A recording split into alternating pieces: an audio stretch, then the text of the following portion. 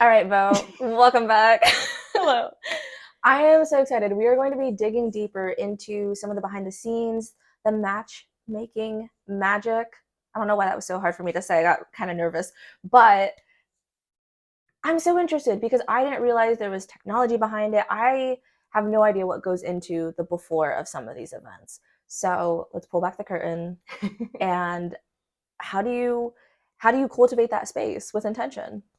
Yeah, I look for first most important thing is the venue Mm-hmm. and making sure that the venue is set up for speed dating or just singles events. Mm-hmm. So I try to work as much as possible with local businesses and supporting their businesses. Mm-hmm. So a lot of our events we have at like the Hangar downtown. Cool. We have like wine tasting with a local business.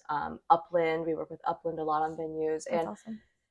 first creating that space of like Indianapolis familiarity, and then also making sure that the venue has good values and Mm-hmm. making sure that they are open and welcoming to the communities of what those events are for. Sure. So we love like we're having Women X and Men Seeking Men events at like Cool. Hotel Tango, like in Fountain Square. So just making sure that the spaces are very welcoming for the communities as well. So love being able to first the venues is very important. I always love going to see the venues in Mm-hmm. person.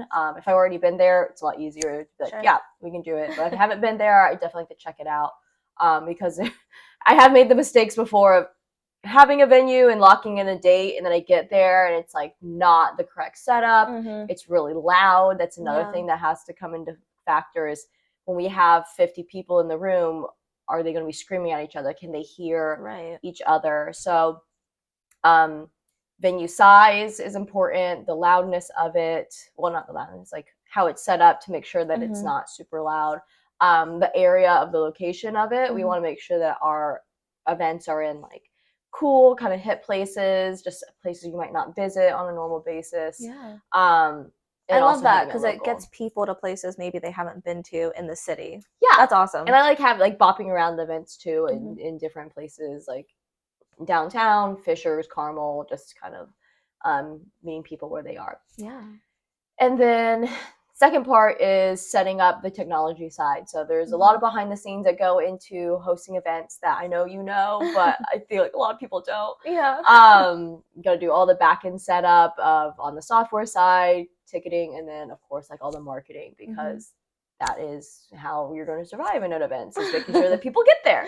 Right. So I have an ads team that are running ads for me, and then being able to, yeah, just like I do pretty much all the admin on my side. Mm-hmm. This is pretty much my full-time job right now, Yeah. and then just creating the content behind the scenes. But the technology is my favorite part. I think Yeah. that's something that definitely makes us stand out compared to other dating businesses is that we use technology to be able to run the speed dating and now mixer events, which I'm excited. Oh, It's always like cool. evolving, and they're always trying to add new features based off of like our feedback.